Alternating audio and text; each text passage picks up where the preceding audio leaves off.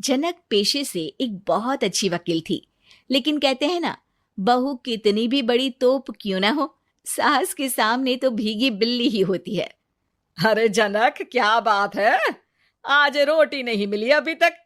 ये तेरा कोर्ट नहीं है जो आज फैसला ना हुआ तो कल की तारीख मिल जाए। रोटी तो रोज वक्त में चाहिए। हाँ। माँ जी, रोटी तो कब की बन गई। मैंने आपको कहा तो खाना खाने के लिए, आपने शायद सुना नहीं होगा। ओहो, जज नहीं हूं मैं तेरे कोर्ट की, सास हूं सास। कोई दलील फालतू की मत देना यहाँ। बहुत जानती हूं मैं इन वकीलों को। अपनी बात ऊपर रखने के लिए झूठ बोलने में जरा भी नहीं सोचते। तभी वहां जनक के ससुर आ जाते हैं। अरे भाग्यवान, क्यों बेचारी के काम को कोसती रहती है हमेशा। मैं भी तो था वहां जब ये आई थी तुझे रोटी खाने को बुलाने के लिए। सास को तो अब गुस्सा आ जाता है कि कैसे किसी ने बहू की साइड ले ली। अरे वाह जी वाह, वो तो मैं जानती थी कि कोई ना कोई गवाह तो ये पेश कर ही देगी। पर मैं तो अब सीधा खाना खाकर सोने जाऊंगी। मुझे आदत नहीं है किसी से बहसा बहसी करने की।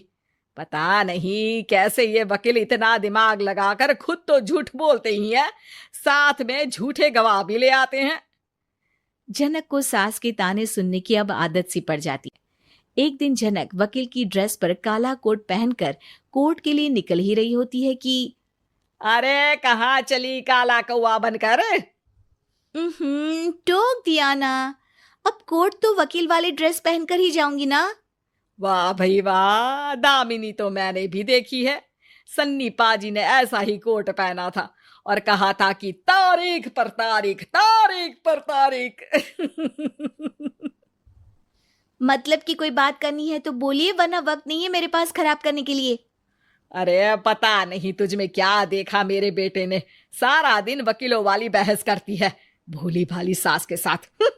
अच्छा सुन, जो इतनी बहस मेरे आगे करती है ना, जरा अपने बॉस से कर ले, जो 1 साल भी ना हुए तेरी शादी को और काले कपड़े पहना दिए। अंदर जा और लाल कोट पहन कर आ, पता तो चले कि नई नवेली शादी हुई है। अरे माँ जी, कोर्ट में मेरा बॉस क्या करेगा? ये तो पूरे देश की ड्रेस है वकीलों के लिए। लेकिन सास तो ठहरी सास। अच्छा, तो कोई जरूरत नहीं है 2-4 साल कोर्ट जाने की। शादी थोड़ी पुरानी हो जाए तब इजाजत दे दूंगी मैं तुझे काले कपड़े पहनने की।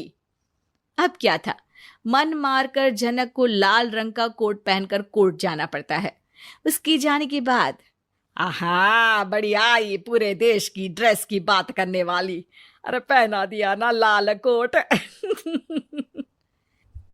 अब सास आए दिन या तो जनक को उसके काम का ताना देती या फिर उसका काम छुड़वा देने की धमकी। तंग आकर एक दिन जनक पति से कहती है, मैं सोच रही हूँ कि कोर्ट जाना बंद ही कर दूं।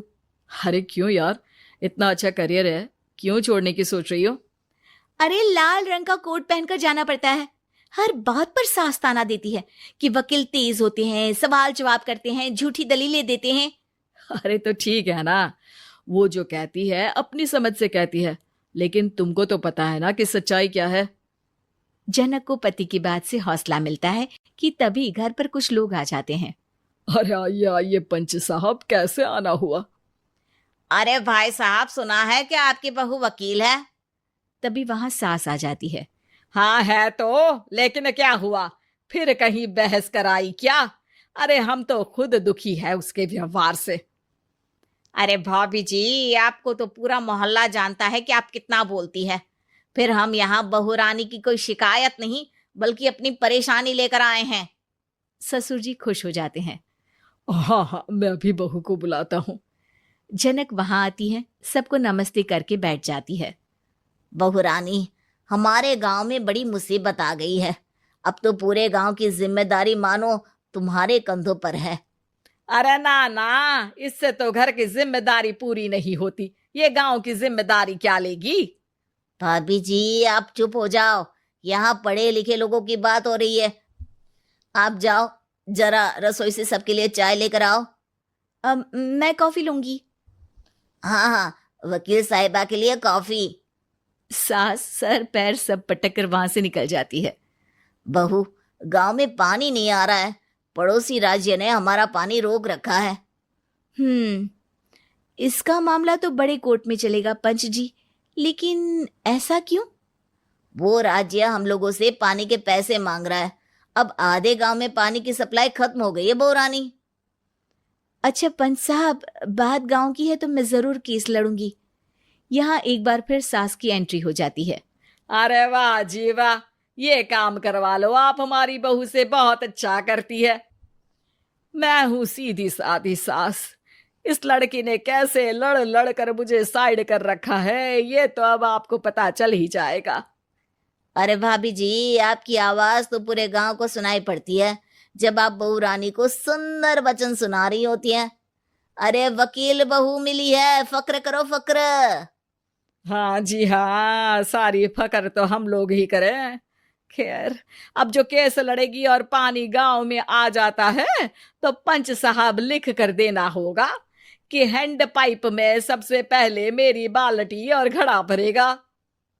अरे फिर तो हम बहू रानी के नाम पर घर पर ही सप्लाई दे देंगे, लेकिन ये इतना आसान नहीं है। बहू, गांव के पास अभी वकील करने की भी पैसे नहीं है तो। अरे पंच साहब, ये मेरे गांव का मामला है, मैं आपसे एक भी पैसा नहीं लूंगी। सास को बहू की बात पर गुस्सा आ जाता है, लेकिन सबके जाने के बाद झनक मन लगाकर गांव की परेशानियों को दूर करने में लग जाती है। और वो दिन भी आता है कि झनक केस जीत जाती है। अरे आज तो प्लम्बर आकर घर तक पाइप लगा गया है। खुश हो जाओ, मेरे कारण तुम लोगों को घर के अंदर ही पानी मिल जाएगा।